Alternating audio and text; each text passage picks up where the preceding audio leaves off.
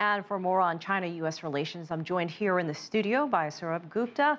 Welcome back to the show. A very highly anticipated meeting. We heard the Transportation Secretary describe Mar-a-Lago as peaceful. Talk to us about the atmosphere that we may see there, the Trump-Xi dynamics. First, personal impressions will be made with this face-to-face meeting. What can we expect? We should hope that that meeting goes well and that they can strike an interaction with each other. These are two very, very different people.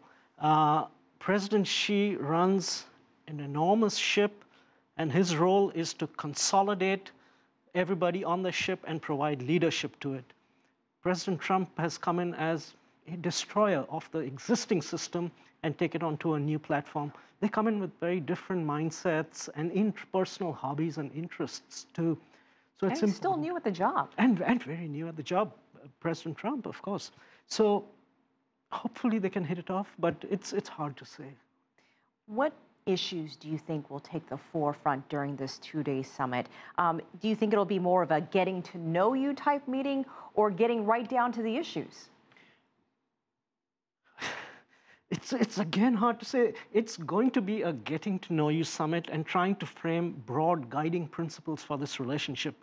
But on certain issues, there is not time to wait, and particularly on the North Korean issue. So they will have to start hashing down on that issue and coming to the same page on that issue. They're coming in from very, very diverse perspectives on this.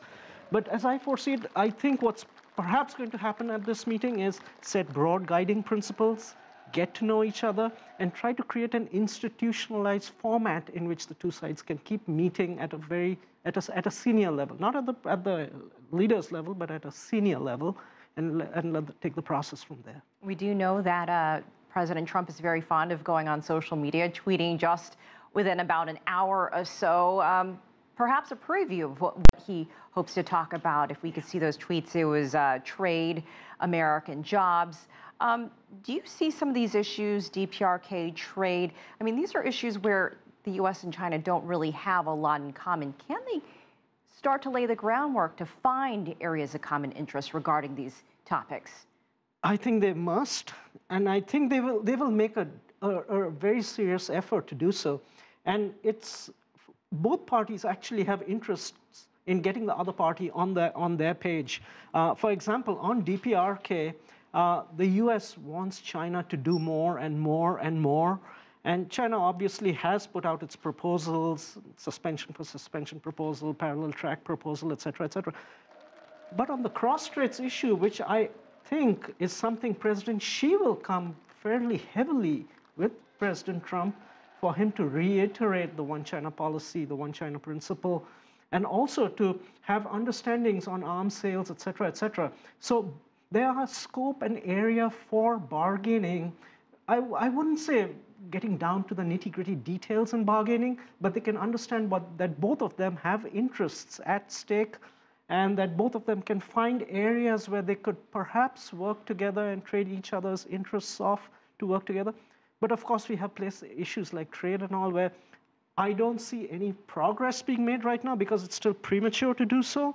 But maybe they might help lay the institutional groundwork or the framework where they can discuss these issues in greater detail. What do you think will come out of it at the end? I mean, this is not a state visit. This is a meeting of sorts in a relaxed atmosphere. Mm-hmm. Do you think President Xi will perhaps help President Trump learn more about China, what this relationship has, how significant it is really, how it's worked in the past? I think that is probably the most important facet which could come out of this relationship.